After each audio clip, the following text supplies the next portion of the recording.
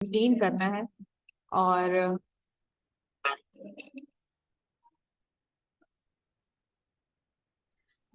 Okay, ठीक है। तो फिर इनके आप।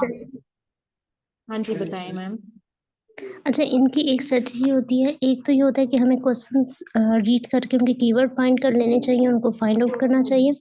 और दूसरी बात, ये क्वेश्चन जो एमसीक्यूज बेस्ड क्वेश्चन होते हैं, ये हमेशा ऑर्डर में होते हैं। मीन्स कि अगर जहाँ पे आपको 14 का आंसर्स मिलेगा, अगर मेंशन नहीं है किस पैराग्राफ में ढूंढना है, तो नेक्स्ट क्वेश्चन का आंसर उससे नेक्स्ट ही आपको मिलेगा। और जब भी आपने क्वेश्चंस ढूंढने हैं, अपने क्वेश्चंस में से कीवर्ड फाइंड कर लेने हैं और उनको ढूंढ के उसके बाद जहाँ भी मिलेंगे आपने उस इंफॉर्मेशन को रीड आउट करना है। जब भी आपने इन क्वेश्चन को रीड आउट करना है, अगर फुल पैराग्राफ का पर्पस पूछा हुआ है तो आपने तब फुल पैराग्राफ को रीड करना है। और अगर आपको कोई स्पेसिफिक स्टोरी की बात की हुई है, तो वो विद इन बिटवीन कुछ लाइंस के अंदर ही होता है, तो आपने जस्ट उन लाइंस को रीड करना है। पिछले वीक हम एक रीडिंग पैसेज पढ़ रहे थे, तो जिसमें मैंने बताया था वो कोई कीवर्ड था, और उसको स्कैफोल्डिंग के बारे में, जिसमें उन्होंने दिस का कीवर्ड दिया था, और हम आगे रीड करने की कोशिश कर रहे थे, लेकिन वो दिस का मीन्स था कि वो पीछे जा चुका है। तो इस तरह के जो लिंकिंग वर्ड होते हैं उनको भी नोट डाउन किया करें। Yes ma'am. मैम, जैसे भी हमने क्वेश्चन नंबर 15 करना है, क्वेश्चन नंबर 14 तक हम कर चुके थे। तो ये क्वेश्चन नंबर 15 में ये कह रहे हैं कि the second paragraph describes how schools encourage students to. मतलब कि अभी हमें पता चल गया है कि ये हमें आंसर जो है वो हमें हमारे सेकंड पैराग्राफ से मिलेगा। तो अभी ये वर्ड्स हैं आइडेंटिफाई देयर पर्सनल एम्बिशंस। तो आप क्या सजेस्ट करती हैं? अभी हम इसके कीवर्ड देखें या अभी सेकंड पैराग्राफ को देख लें हम? सेकंड पैराग्राफ और उसके बाद क्वेश्चन के कीवर्ड फाइंड आउट करने हैं। क्वेश्चन में क्या है, एक स्कूल्स की बात है और स्टूडेंट्स की बात हो रही है। तो सेकंड पैराग्राफ में हमने देखना है describe how schools encourage student. तो ये जो बात हो रही है ये सेकंड पैराग्राफ के अंदर है, और हमने पहले इन कीवर्ड को फाइंड आउट करना है। स्कूल और स्टूडेंट्स, यही हमारे मेजर कीवर्ड बन रहे हैं। अब स्कूल और स्टूडेंट जब हम कीवर्ड हाईलाइट कर लेंगे, तब हम उनकी इनकरेज की बात देखेंगे। ओके, तो मैं चलिए रीड करती हूँ सेकंड पैराग्राफ। तो इसमें लेकिन सेकंड, अगर वैसे हम देखें तो स्कैन करें तो स्कूल्स जो है वो सेकंड लाइन में यहाँ पे हमें दिया हुआ है। अब हमें स्टूडेंट्स का कीवर्ड आपको नजर आ रहा है कि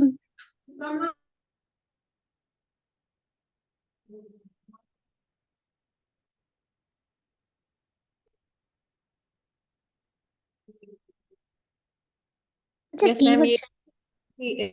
हाँ जी, ये जो है फोर्थ लाइन में फिर हमें स्टूडेंट्स का वो कीवर्ड जो है वो भी मिल गया है। ठीक है, अगर हमने कीवर्ड जब भी ढूंढने होते हैं, हमने स्किमिंग करनी होती है, बल्कि सिर्फ स्किमिंग करनी होती है। स्किमिंग मीन्स आपने जस्ट आई थ्रू करके आपने फाइंड आउट करने होते हैं, कभी भी हमने फुल रीडिंग नहीं करनी होती। रीडिंग जो होती है वो काफी टाइम कंज्यूमिंग होती है। ठीक है, अब हमें तो अब बताएं मैम। अब हमने ढूंढ लिया हमारा जो रिलेशन स्कूल्स और स्टूडेंट्स का काफी फार लग रहा है, तो हम उस पैसेज को रीड आउट करेंगे। आपको कि ऐसे स्किमिंग करने से आपको कहीं नजर आया कि कहीं पे उनकी इंकरेजमेंट की बात हो रही है? यस मैम, ये यहाँ पे एक वर्ड जैसे मोटिवेशनल लिखा हुआ है। और तो हम स्कूल से आगे रीडिंग स्टार्ट करेंगे। यहाँ से चले मैं रीड करती हूँ। In many schools today you will see hallways covered in motivational posters and hair switches on the mindset of great sporting heroes who simply believe their way to the top। Ma'am, यहाँ पे ये जो believed word है इसको थोड़ा सा italics में लिखा हुआ है। क्या हमें ये कुछ इंडिकेट कर सकता है कि मतलब ये पूरे पैराग्राफ में प्रोमिनेंट वर्ड है, कि उसका लाइक ये हो सकता है थोड़ा सा? मीन्स आप क्या कहना चाह रही हैं, आप अपना पॉइंट ऑफ व्यू? मैम, मैंने ये कहना चाहा समटाइम ना हमारा एक पैराग्राफ में एक चीज जो हाईलाइट की होती है उन्होंने समटाइम्स लाइक आपके कोट्स लगा के, या समटाइम वो इस तरह से इटैलिक्स में लिख देते हैं कि ये चीज जो है वो प्रोमिनेंट है। प्रोमिनेंट करने के लिए ये चीजें करते हैं ना। तो मैं ये कहना चाह रही हूँ कि ये वर्ड जो है हमें इंडिकेट कर सकता है कि इस होल पैराग्राफ का पर्पस इस तरह से कह रही थी। ये मीनिंग्स जो होते हैं वो कॉन्टेक्चुअल मीनिंग होते हैं, वहाँ पे डिपेंड करते हैं। जो मेजर हमें चीज़ें हाईलाइट कर सकते हैं वो कैपिटल वर्ड्स होते हैं, डेट्स होती है, नंबर्स होती हैं। कोई ना। अच्छा चलिए अच्छा मैं कुछ फिर ये चीजें रीड करके जब हम जी रीड बताएं। करते हैं तो एक ब्लैंक डैश डाल के आगे उसका मीनिंग एक्सप्लेन किया होता है। समटाइम्स हम अगर कंप्लीट सेंटेंस को रीड करना चाहें बाद का डिफरेंट ये क्वेश्चंस में हमें देखना पड़ता है। जब भी हम उस क्वेश्चंस को रीड कर रहे होते हैं तो वो डैश का जो के बाद का मीनिंग होता है वो बेसिकली उसका मीनिंग होता है। बाद का हम वो सेंटेंस उस डैश के मीनिंग को नेग्लेक्ट करके कंप्लीट रीडिंग कर सकते हैं। अंडरस्टूड।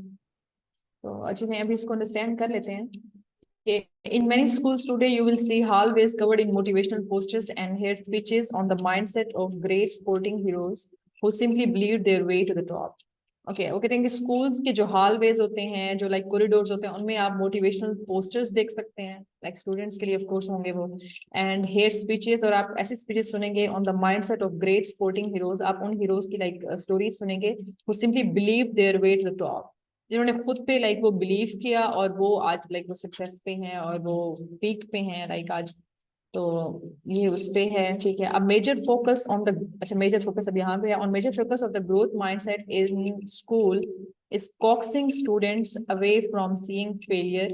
अच्छा कॉक्सिंग होता है बेसिकली कि हेल्प करना, स्टूडेंट को असिस्ट करना या उनको समझाना प्यार से, इस तरह से। Is coaxing students away from seeing failure as an indication of their ability, कि जो है वो फेलियर को अपनी एबिलिटी से जज ना करें, अपनी एबिलिटी को जो है वो फेलियर से जज ना करें, बल्कि वो लाइक उससे आगे देखें, end of their ability and towards seeing it as a chance to improve their that ability, बल्कि उसको देखें कि ये उनकी एबिलिटी को इम्प्रूव करने का चांस है। तो बेसिकली जो है मेजर फोकस उनका ऐसी चीज पे कि स्टूडेंट्स जो हैं वो अपने फेलियर को ऐसे ना देखें, बल्कि वो देखें कि इसी फेलियर से जो है उनकी एबिलिटी में इम्प्रूवमेंट आएगी।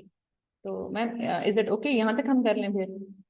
यस यहाँ तक काफी। अब हम उनकी तरफ मूव करते हैं ओके तो ऑप्शंस के। फर्स्ट पे है, ओके फर्स्ट पे है आइडेंटिफाई देयर पर्सनल एम्बिशंस, कि अपने पर्सनल अच्छा एम्बिशंस को वो जान। हम तो इसका आंसर जब ऑप्शंस करेक्ट करते हैं तो हम एलिमिनेशन की टेक्निक यूज करते हैं। एलिमिनेशन, अब हमें कहीं लग रहा है कि पर्सनल एम्बिशंस की बात हुई है नहीं मैम। तो हम इसको क्रॉस कर सकते हैं इस तरह। अगर देखें अगर हमारे पास 4 ऑप्शन है ना तो एक ऑप्शन के करेक्ट होने के 25% चांसेस है। अगर हमें कहीं भी ऐसा लगे कि किसी ऑप्शन के अपोजिट बात हो रही है पैराग्राफ में तो हम उसे क्रॉस कर सकते हैं। इससे ये होगा कि जो हमारे पास 3 ऑप्शंस बच जाएंगे और हमारे जो करेक्ट होने के चांसेस है वो 33% हो जाएंगे, 25 टू 33%। अगर हम 2 ऑप्शन एलिमिनेट कर देंगे तो इट्स मीन कि हमारे पास जो ठीक होने का एमसीक्यूज के चांसेस है वो 50% है। तो एलिमिनेशन की टेक्निक भी हम इन एमसीक्यूज में यूज करते हैं। ओके मैम तो फर्स्ट पे हमें पर्सनल एम्बिशंस तो ऐसे नहीं मिले हैं, तो हम इसको क्रॉस करते हैं, नेक्स्ट देख लेते हैं। Help each other to realise their goals.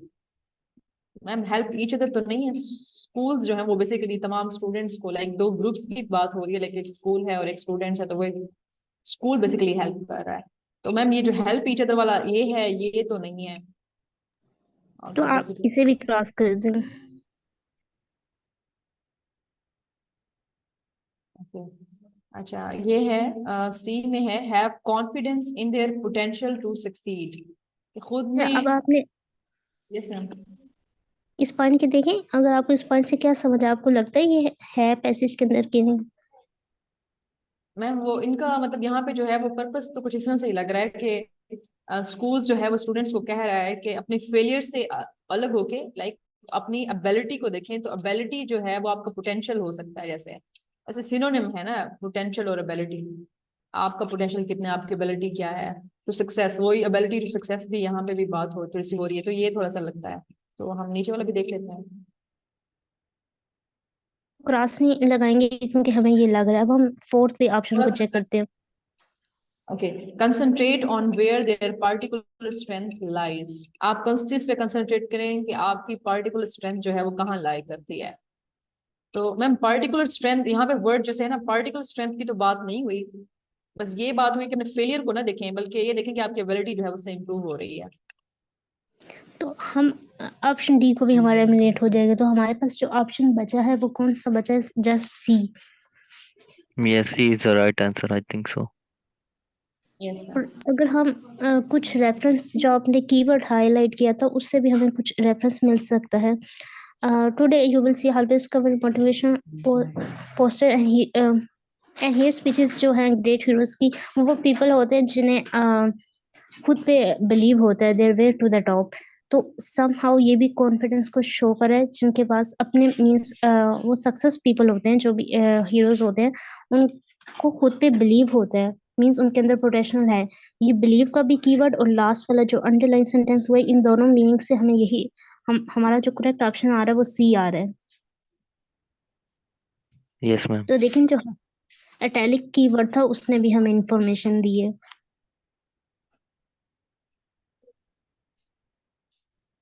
इस कॉन्टेक्स्ट में। मैम और ये जो यहाँ पे ये जो कोट है, smart is not something that you are, that just you are, like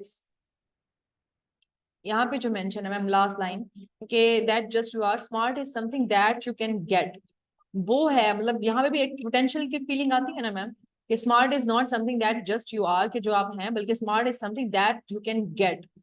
तो लाइक ये सेंटेंस जो है मैम ये कोट्स में है, तो मैं इसमें ये देख रही थी कि अगर आपको पैराग्राफ में कुछ इस तरह से मिलता है तो क्या वो आपको हेल्प आउट कर सकता है या नहीं।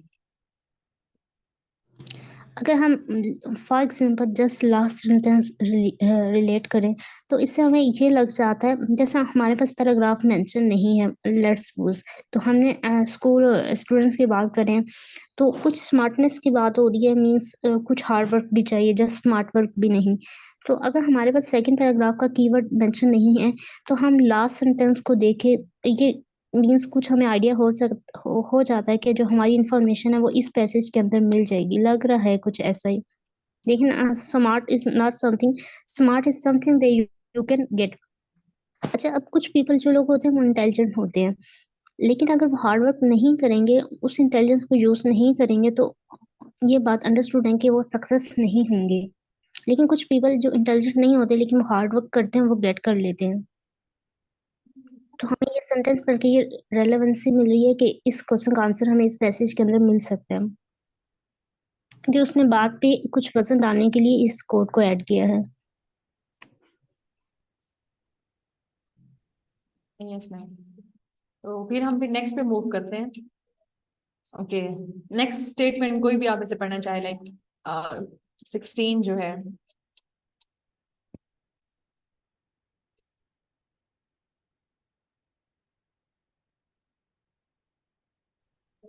In the third paragraph, sorry, the writer suggests the students with the fixed mindset tends to be less competitive, generally have a low sense of self-esteem, will work hard if they are given constant encouragement, are afraid to push themselves beyond what they see as their limitation.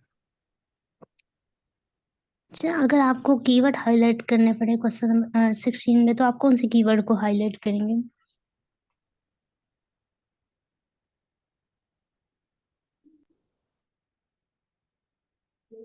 Ma'am मैं तो एक करूंगी ये कि writer suggestion देता है, अगर question में हम देखें तो एक फिक्स माइंडसेट की बात हुई है, तो आई थिंक सो ये हमारा कीवर्ड हो सकता है, फिक्स माइंडसेट।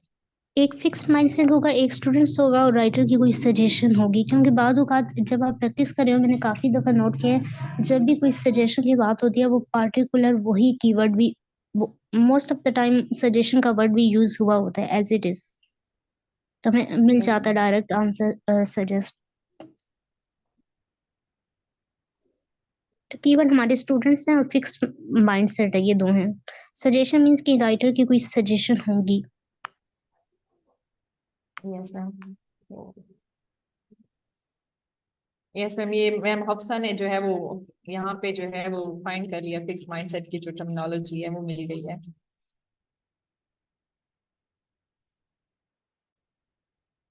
अच्छा, अगर हम दिस फिक्स माइंडसेट को देखें तो सिमिलर लग रहा है कि इसकी कहीं बात पीछे भी हो रही है। मैम यहाँ पे ग्रोथ माइंडसेट की बात हो रही है पहले, फिर वो आई थिंक फिर वहां से जो है एक यहाँ पे ये टर्म है ग्रोथ माइंडसेट की। अच्छा, आइडिया लेने के लिए बेटर है कि हम जस्ट टॉपिक सेंटेंस रीड कर लेते हैं और फिर हम इस सेकंड ग्रुप से स्टार्ट कर लेंगे। हमें स्टूडेंट का कीवर्ड कहीं नजर आया? मैम इसमें मैम एम्फसाइज ये मैम ये स्टूडेंट्स लिखा हुआ है, शायद पूरे ग्रुप की बात कर रहे हैं। हर दफा हम स्टूडेंट्स को नहीं ढूंढ सकते, ये भी हो सकता है कि लर्नर्स की बात की हो, उसका सिनोनिम्स यूज किया हो। ये भी बात अपने माइंड में रखनी है क्योंकि रिफ्रेश होके आ सकता है। मैम एम्फसाइज है तो एम्फसाइज और सजेस्टेड एक ही हो सकता है। क्या चीज है? आप अपना क्वेश्चन एम्फसाइज लिखा हुआ ना लास्ट टाइम में, effort emphasized that change was possible, तो emphasized और suggested सिनोनिम्स में यूज हो सकता है। हाँ, राइटर की सजेशन, ये अगर ये राइटर के कॉन्टेक्स्ट में बात हो तो हम ये बात कर सकते हैं कि राइटर ने इस पे एम्फेसाइज किया है अपनी सजेशन के लिए।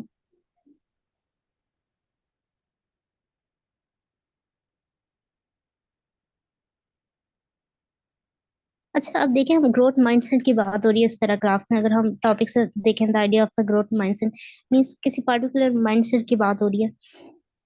अब अगर हम उसी से आगे एक एक्सपेरिमेंट की बात हुई, अगर हम जस्ट स्किमिंग करें तो अगर हम जहाँ पे हमने ग्रोथ माइंडसेट हाईलाइट किया, अगर हम सेंटेंस का स्टार्ट करें तो सेकंड ग्रुप है। तो हम अगर फिक्स माइंडसेट का लेंगे तो उसके सेंटेंस के स्टार्ट में दिस है मींस उसकी बात जो है वो प्रीवियस सेंटेंस में की रिलेट करी है। तो हम कहाँ से रीडिंग स्टार्ट करते हैं? द सेकंड ग्रुप से। यस मैम, यहाँ से द सेकंड ग्रुप से मैं रीड करती हूँ कि the second group those who had been instilled with a growth mindset were subsequently far more likely to put effort into future tasks.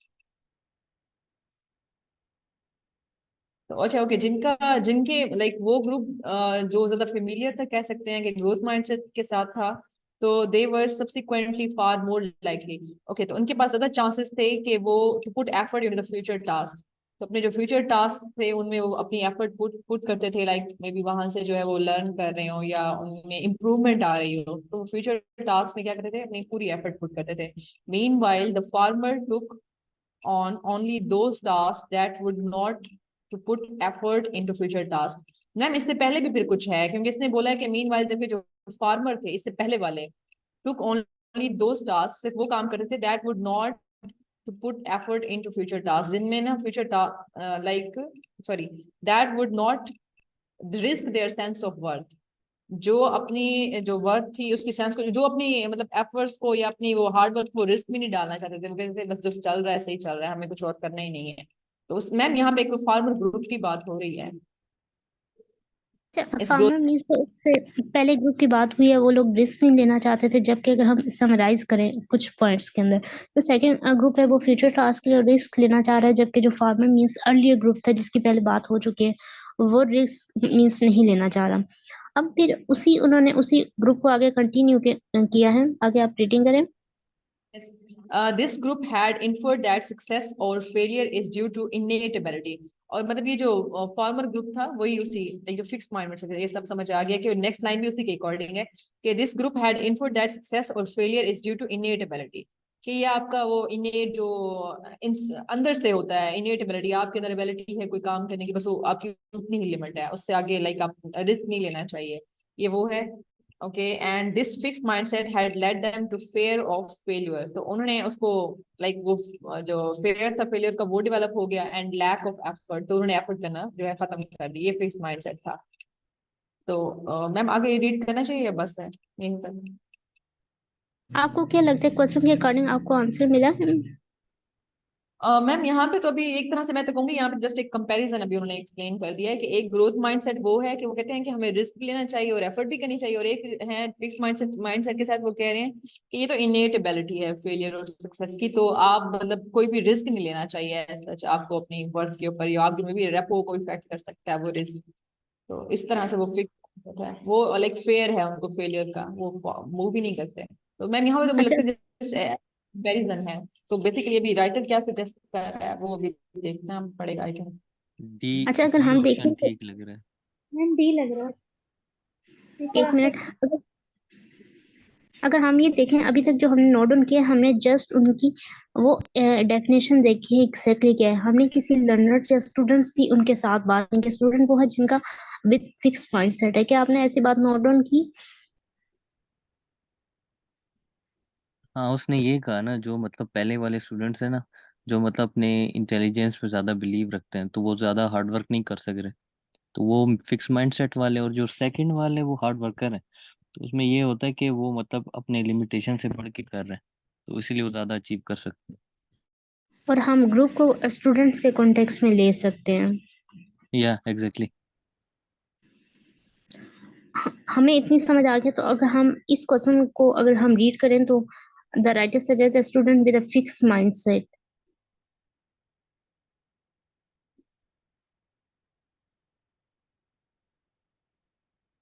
ये जो फिक्स माइंडसेट की बात हुई ना, वो बिल्कुल एंड पे ही हुई है। This group had inferred that success to success और फेलियर। यहाँ से जो बात की ना उन्होंने फिक्स माइंडसेट की, तो एंड में उन्होंने यही बताया, जो लास्ट वाली मतलब डी ऑप्शन इससे बिल्कुल मैच हो रहा है किस्म का। वैसे फर्स्ट वाला भी लग रहा है थोड़ा बहुत।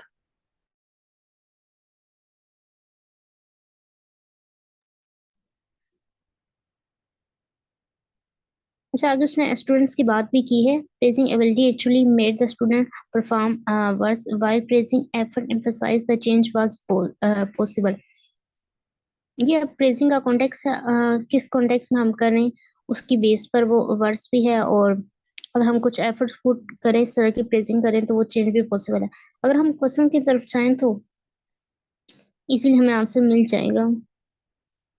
अच्छा, कंपटीशन की बात नहीं हुई। कोई ए ऑप्शन भी किसी को लग रहा था, उनको कैसे लगा वो एक्सप्लेन कर सकते हैं? मैम ए तो बिल्कुल नहीं है मैम, क्योंकि अगर कॉम्पिटिटिव है ना वो पूरे सेंटेंस को लाइक यहाँ पे ना कोई भी या तो उसका सिनोनिम होना चाहिए था या तो कुछ होना चाहिए था, क्योंकि आपके ए आंसर में एक कॉम्पिटिटिव वर्ड ही है जो कि हम हाईलाइट कर सकते हैं या मेन कीवर्ड हो सकता है, लेकिन उसका ना तो सिनोनिम है ना तो वो खुद है यहाँ पे। तो मैम डी, आई थिंक ए होना आखिरी चाहिए। डी डी ऑप्शन बिल्कुल फिक्स बैठ रहा है उसमें। अच्छा, हाँ, कंपटीशन दोनों अपोजिट ग्रुप एंड लेस तो हो ही नहीं सकता। दूसरी बात, लो सेंस ऑफ सेल्फ स्टीम को कोई पार्टिकुलर कीवर्ड और ना ही इसका सिनोनिम यूज हुआ। ए और बी तो दोनों ही एलिमिनेट हो गए। अगर हम सी की तरफ देखें, will only work hard if they are given constant encouragement. एक इनकरेजमेंट से रिलेटेड भी था कुछ। नहीं नहीं, ऐसा कुछ भी एक, नहीं था, सेल्फ स्टीम वगैरह।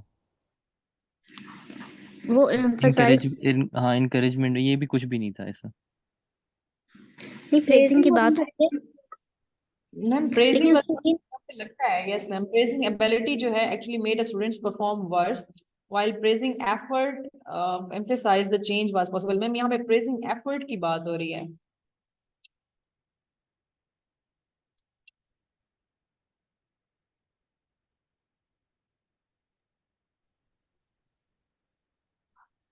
अच्छा, ये ऐसी कोई कंडीशन नहीं है विल ओनली तब वर्क हार्ड करेंगे अगर कौन सी इंकरेजमेंट हो। सिर्फ इंकरेजमेंट की बात है, लेकिन वो पॉसिबल एक है, पॉसिबिलिटी है, लेकिन मैम हाँ yes ma'am, particular hard work की बात नहीं हो रही, फिर जस्ट प्रेजिंग की बात है यहाँ पे, ऐसे हार्ड वर्क की बात नहीं है, तो ये नहीं हो सकता। Are afraid to push themselves beyond what they see as their. कि ये है हमने वैसे पढ़ी थी, a lack of effort, yes, ma'am, ये है limitation, मैम, ये yes, वाला ये है, देखिए, ये बिल्कुल ये वैसा पूरी है। exact बात हुई है। अगर हम ये देखें, पीछे चल रहा था, अगर हम इसी को बात करें तो यहाँ पे एज इट इज एग्जैक्ट बात हुई थी। हमें इसमें प्रीवियस इंफॉर्मेशन अगर पढ़ने की जरूरत ही नहीं थी। Yes ma'am. तो इसका ऑप्शन डी होगा। अच्छा, अगर यहाँ किसी पे का मेरा जी मेरा पूछिए। क्वेश्चन था यहाँ पे।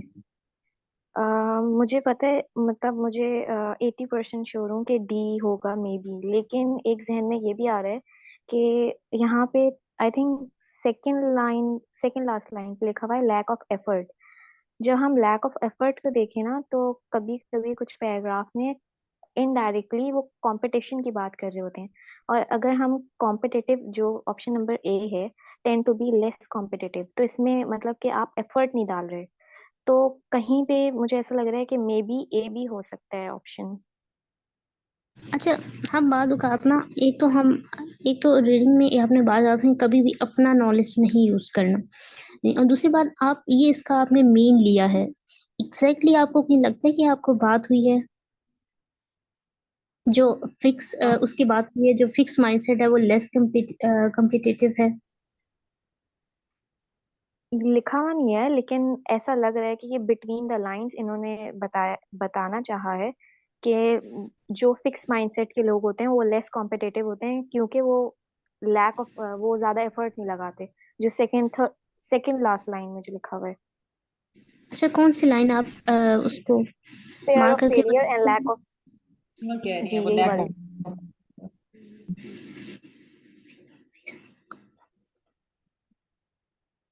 अच्छा, कोई कि मैम आप जी बोलिए। मैम यहाँ पे like, मुझे लगता है कि यहाँ पे जैसे लैक ऑफ एफर्ट है, तो इसका मतलब जैसे सिंपली ये है कि वो हार्ड वर्क ही नहीं कर रहे हैं। तो मैम हार्ड वर्क नहीं कर रहे हैं तो इसका मतलब वो कंपटीशन में नहीं है। लाइक वो उसका एक ऐसा रिजल्ट आ सकता है कि वो लेस कॉम्पिटेटिव है। मैम कॉम्पिटेटिव है तो आई थिंक सो, मतलब कि बंदा हार्ड वर्क करेगा तो वो कंपटीशन में आएगा, किसी कंपैरिजन में आएगा, वो तो कंपटीशन कॉम्पिटेटिव होगा। तो अगर मतलब कि वो एफर्ट ही नहीं है तो वो तो लाइक वो नेक्स्ट स्टेप पे पहुंचते ही नहीं है। तो मेरा ख्याल है कि मतलब कि लैक ऑफ एफर्ट अगर हम करें तो वो जस्ट निकलता है कि वो हार्ड वर्क नहीं करते हैं, कोई एफर्ट पुट नहीं करते हैं, हार्ड वर्क नहीं करते हैं, तो वो कंपटीशन में नहीं है, वो कॉम्पिटिटिव नहीं है। लेकिन मैम ये है कि वो एज अ आउटकम निकलता है फिर आपका, अगर आप कॉम्पिटिटिव हैं या नहीं है हार्ड वर्क के। यहाँ पे सिंपली जस्ट एक हार्ड वर्क या एफर्ट की बात हो रही है। तो आई थिंक सो कि यहाँ पे और लेस कॉम्पिटिटिव जैसे उन्होंने लिखा हुआ है, तो आई थिंक सो कि यहाँ पे मे बी उनका कोई और जैसे कंपैरिजन भी हो और इस तरह से वो करें तो शायद चांस बने। लेकिन इसलिए लेकिन मुझे नहीं लग रहा कि ये होगा। अच्छा, जिन मैम का क्वेश्चन था उनको क्लियर हुआ है? जी थोड़ी बहुत सेंस तो मुझे समझ में आ रही है अब। अच्छा, एक तो ये भी बात है वो lack of effort hard work है। ये आप जो मीन निकाली हैं वो आप इनडायरेक्ट वे में खुद से अपना नॉलेज यूज़ करके हम कहते हैं अगर ये चीज़ होगी तो ये होगी। ऐसी कोई यस बात कंपटीशन की बात हुई नहीं। और दूसरी बात, यहाँ कोई कंपैरिजन हुआ ही नहीं। कोई कंपैरिजन हुआ है दोनों ग्रुप के दरमियान? पूरे पैसेज में कहीं भी कंपैरिजन नहीं है। अगर किसी को लग रहा है तो वो बताएं। मुझे इस पूरे पैसेज में कहीं भी कंपैरिजन नहीं नजर आया। अगर होता तो तब हम कहते ये ग्रुप दूसरे से लेस कॉम्पिटिटिव है। यस मैम, ऐसी कोई बात नहीं हुई, बस डी ऑप्शन ठीक है। वैसे आगे मूव कर और जाते हैं। चलिए, यस, हमें आगे मूव करना चाहिए। अगर आपको स्टिल क्लियर नहीं है, आपका कोई क्वेश्चन है तो आप पूछ सकते हैं।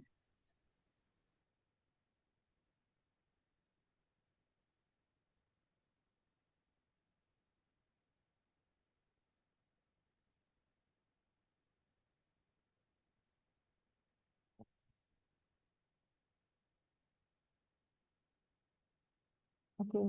तो नेक्स्ट हम आ गए हैं, क्वेश्चन नंबर 17 टू 22 है। तो लाइक कोई और इसको एक्सप्लेन करना चाहे कि हमने इस क्वेश्चन में क्या करना है? कोई भी रीड करना चाहे इसे? अच्छा, वैसे कोई बताना चाहिए ये क्वेश्चन की कौन सी टाइप्स है? इसको देख के एग्जैक्ट टाइप का नाम बताए किसी को? Ma'am what type of, like आप कौन सी टाइप, आप कोई एग्जांपल दे सकते हैं कि आप किस तरह से पूछ रही हैं, कौन सी देखिए, टाइप? क्वेश्चन में रीडिंग की टाइप होते हैं। जो अभी हमने क्वेश्चन किया वो एमसीक्यूज बेस से। कुछ टेबल कंप्लीशन होते हैं, कुछ डायग्राम ये लेवल मैचिंग क्वेश्चंस होते हैं। हर मैचिंग क्वेश्चन के टाइप टाइप के क्वेश्चन, नेम होते हैं ना। Matching type question. उन्होंने क्या नाम बताया सर ने?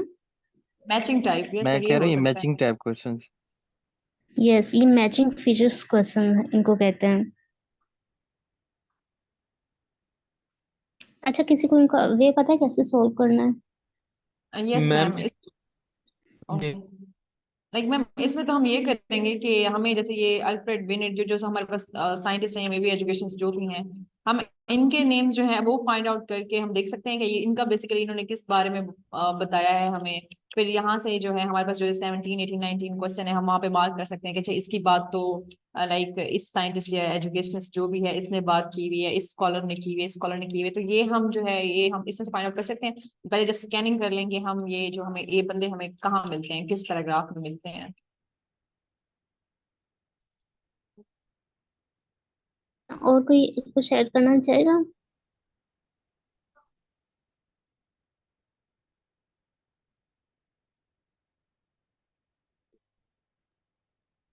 अच्छा, हमें सबसे पहला काम जो मैम ने बताया भी ठीक बताया। सबसे पहले जो हमने करना होता है, उन स्टेटमेंट्स को नहीं रीड करना होता। सबसे पहले हमने ये जो 4 to 5 नेम्स होते हैं, ये हमेशा गिवन होते हैं सबके सब, हमें इनको हाईलाइट कर लेना होता है।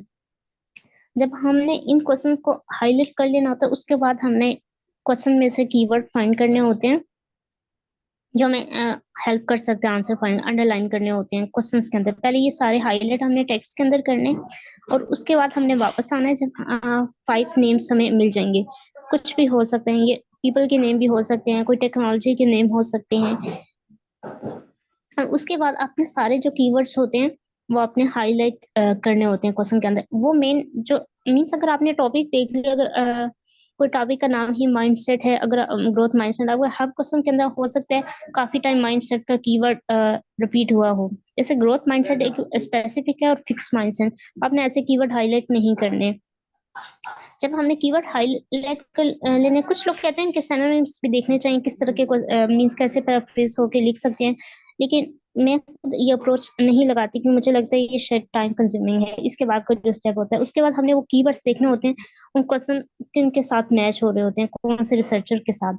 मीन्स फिर हम क्लोज रीडिंग करते हैं। क्लोज रीडिंग यही होती है कि स्पेसिफिक रिसर्चर के पास जहाँ से हमें वो कीवर्ड हाईलाइट हुए हुए मिल रहे हैं, हम उस पर वर्कआउट कर लेते हैं।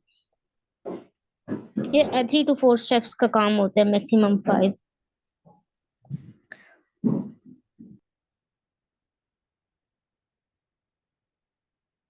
ओके, तो मैम जैसे हमने अभी एक जो है 2 वर्ड तो हमें यहाँ पे स्टार्टिंग में मिल गए।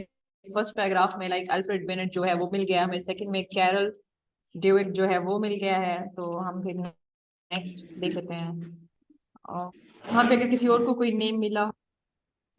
अच्छा, फर्स्ट पैराग्राफ के लास्ट में एक कीवर्ड है, आई थिंक वो यूज नहीं हुआ। First paragraph Yes, ma'am. John, तो हम इसको हाईलाइट नहीं करेंगे, हमारा ये रेलेवेंट नहीं है।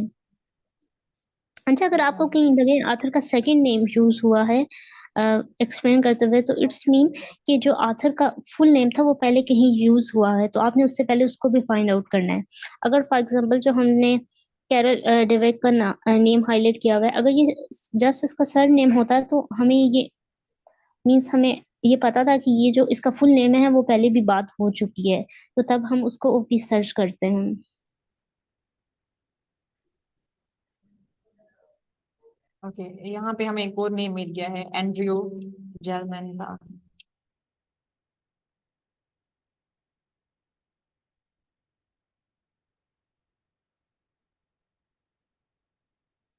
ओके, इसमें और कोई नेम किसी को कहीं पे मिला हो?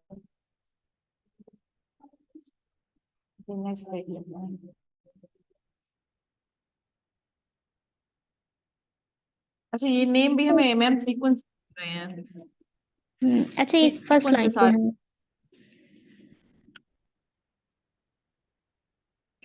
लाजमी नहीं होता हर टाइम ये सीक्वेंस में हो। इस बार मतलब हो रहा है कि अभी सीक्वेंस से हैं सारे, बिल्कुल ये सर। हमने देखा है कि हर चीज एक एक दफा क्वेश्चन रिपीट हुआ है, इसमें से वो किसी कभी नाम किसी को लगा के रिपीट हुआ हो। ये देखिए सेकंड पैराग्राफ में दोबारा नेम रिपीट हुआ है। यस मैम, ये ड्यूक जो है वो कैरल ड्यूक था बेसिकली। अच्छा, आपने ना जिनकी क्वेश्चन की रेपिटेशन नहीं होती, मीन्स एक दफा आए होते हैं, उनको सॉल्व करना इसीलिए होता है क्योंकि जब किसी भी पीपल की या किसी भी चीज की रेपिटेशन 2 टाइम्स आती है, तो इट्स मीन कि हमें 2 जगह देखना पड़ेगा। अगर हम 2 जगह देखेंगे तो हो सकता है हम वही किसी 2 और आथर को, ठीक है, हम 2 एमसीक्यूज कर लें, 2 मीन्स क्वेश्चन कर लें। अगर हम इन दोनों को 2 टाइम्स देखेंगे तो इट्स मीन कि हम एक ही क्वेश्चन सॉल्व करेंगे। तो आपने ये स्ट्रेटजी लगानी है, पहले जो जस्ट सिंगल टाइम्स आए हैं आथर्स, और पीपल कोई भी चीज, कंट्री के नेम है, किसी टूल का नेम है, तो आपने जो जो सिंगल टाइम्स आए हैं पहले उनको देख के क्वेश्चन सोल्व कर लेने हैं।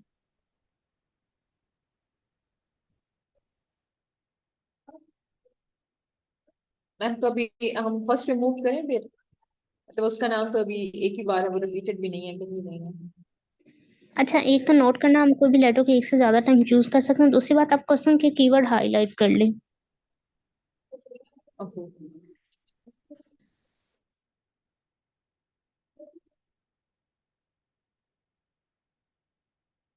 अच्छा, पार्टिसिपेंट भी पार्टिसिपेट करें और बताएं कौन कौन से कीवर्ड हो सकते हैं हर क्वेश्चन में।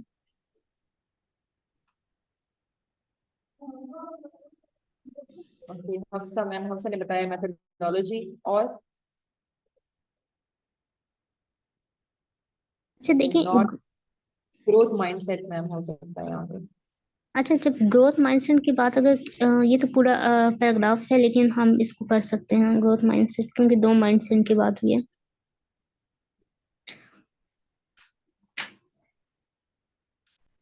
मैम हम सब क्वेश्चंस के हाईलाइट करेंगे, जस्ट फर्स्ट के ही करें? नहीं, सबके एक साथ कर लेने हैं। ओके, फिर से हो गया, आइडिया हो गया, फिर ग्रोथ माइंडसेट हो गया, has been incorrectly incorrect rated. Intellectual ability हो गई नेक्स्ट में। फिर है unchangeable feature of each individual. Ma'am unchangeable हो सकता है, या इसका मे बी ऑल्टरनेटिव उन्होंने यूज किया हो।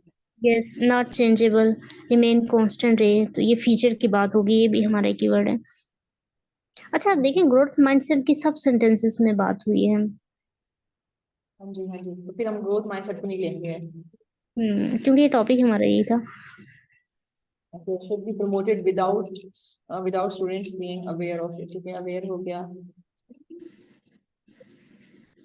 अच्छा, नेगेट जो वर्ड करे ग्रोथ होते हैं उनको भी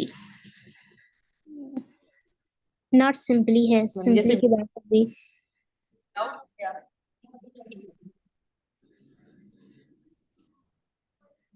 और बूस्टिंग स्टूडेंट्स मोरल, ये एक वर्ड हो जाएगा। हाँ, ठीक, ओके, बूस्टिंग स्टूडेंट्स मोरल, वो इम्पोर्टेंट हो गया।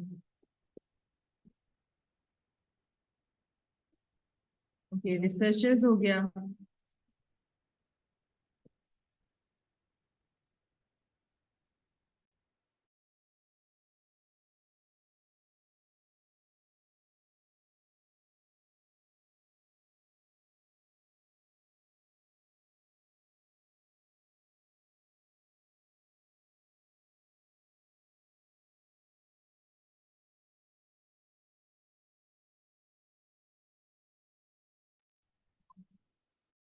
तो मैम हम फिर फर्स्ट को पढ़ लेते हैं, ये अल्फ्रेड बेनेट को।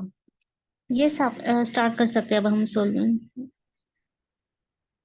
ओके, तो कोई भी रीड करना चाहे, लाइक यहाँ से साइकोलॉजिस्ट जो है अल्फ्रेड बेनेट, आप में से कोई भी रीड करवाना चाहे?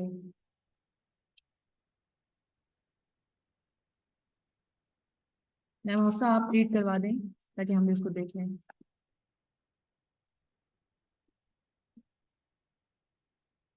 ओके, मैम मैं रीड कर। ये जो फर्स्ट इन्होंने लिखा हुआ है कि developer of first intelligence test, ये भी हमें रीड करना चाहिए ना? ठीक है, ये हमें कोई इन्फॉर्मेशन नहीं दे रहा, बस उन्होंने बताया है वो पर्सन के बारे में, लेकिन पार्टिकुलर हमने कोई ऐसी बात नहीं पढ़ी। उसका बायोडाटा बता रहा था तो, लेकिन ऐसे कोई बायोडाटा से हमारे पास कोई इन्फॉर्मेशन नहीं है। Okay ma'am. ओके, तो यहाँ से कोई भी रीड करना चाहे? Earlier view and sought to quantify cognitive ability, then in the early 20th century, progressive thinkers revolted against the notion that inherent ability is destiny. Instead, educators such as John Dewey argued that every child's intelligence could be developed given the right environment. Ma'am इधर notion की बात हुई है, यानी कि idea. Yes, exactly, notion की बात हुई है। और यहाँ पे और ये भी उसने बात की है कि अर्लियर व्यू था, उसका अर्लियर भी था and sought to quantify cognitive और ये वो भी उसका काम आर्ग्यूड ना। मुझे हाँ जी 19 वाला ऑप्शन लग रहा है इसका।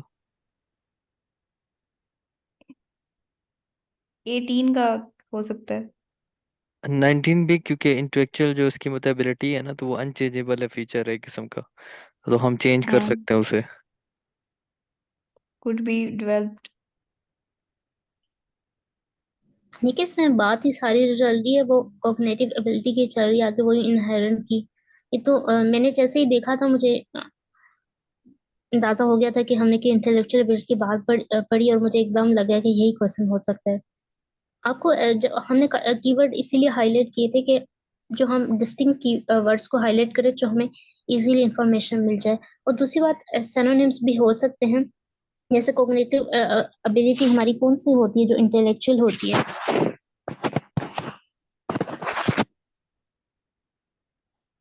कीवर्ड हाईलाइट करने का पर्पस यही होता है कि हमें इजीली इंफॉर्मेशन मिल जाए, क्योंकि जब अगर आप एक आइडिया को पढ़ के बार बार क्वेश्चंस को देखोगे तो ये बहुत डिफिकल्ट होता है। अब देखिए जैसे हमने क्वेश्चन पढ़ा है, हमें कॉग्निटिव एबिलिटी की बात हुई, इनहेरेंट एबिलिटी की, तो इससे रेलेवेंट हमारा क्या लग रहा है? कि वो इंटेलेक्चुअल एबिलिटी की बात कर रहा है, कॉग्निटिव एबिलिटी से यही फील होता है। और यहाँ पे सिर्फ एक ही सेंटेंस में जो है वो कॉग्निटिव एबिलिटी या लाइक हम कह सकते हैं इंटेलेक्चुअल एबिलिटी की बात हुई है। और उसके बाद उसने ये भी किया एवरी चाइल्ड इंटेलिजेंस के अंदर हो सकती है, ईच इंडिविजुअल की भी उसने बात की थी। तो मैंने अभी नोट किया है, उसने यहाँ लिखा हुआ है अनचेंजेबल फीचर, तो उधर तो उसने चेंजेबल की बात की है ना।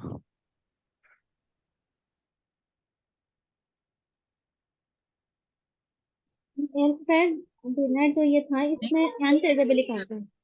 अनचेंजेबल की ही बात की है, बिकॉज उसका आइडिया ये था कि वो क्वांटिफाई कर सकते हैं कॉग्निटिव एबिलिटी को, लेकिन then in the 20th century जो डिफरेंट प्रोग्रेसिव थिंकर्स थे उन्होंने रिवॉल्ट किया था कि ये जो इनहेरेंट एबिलिटी है या इंटेलेक्चुअल एबिलिटी है वो डेस्टिनी नहीं है। ये तो बाद वालों ने फिर कहा था कि वो चेंजेबल है, वो डेस्टिनी नहीं है आपके, लेकिन उसके अकॉर्डिंग तो यही था। एक बाद में ये रिवॉल्ट हुआ था, तो ये हो अच्छा सकता है। डेस्टिनी, कोई भी चीज अगर डेस्टिनी हो तो वो मीन्स चेंज तो नहीं होती ना, अनचेंजेबल है ना। सही सही। अच्छा, वो नीचे उसने जब तो एंड में बात और भी की है ना कि ये could be developed given the right environment, तो सर ये ये मुझे तो लगा जॉन डेवी, चेंजेबल। हाँ जी ये तो बात की बात है। ठीक, और तो ऑप्शन कोई लग रहा नहीं है, वैसे यही मुझे सही लग रहा है, 19 का इस साथ ए के साथ मैच होगा। ओह, मेन फोकस है वो ग्रोथ माइंडसेट की, तो बात ही आगे स्टार्ट हुई है। अब ये भी तो केस करें ना, इसमें सारी जो बात हुई है वो कॉग्निशन की हुई है, माइंड कॉग्निशन के बारे में, इंटेलेक्चुअल। देखिए वर्ड्स कैसे फ्रेज्ड हुए हैं, इंटेलेक्चुअल की जगह इनहेरेंट और कॉग्निटिव यूज हुआ है, अनचेंजेबल डेस्टिनी का कीवर्ड यूज हुआ है, तो ये आपने देखना होता है। Yes ma'am.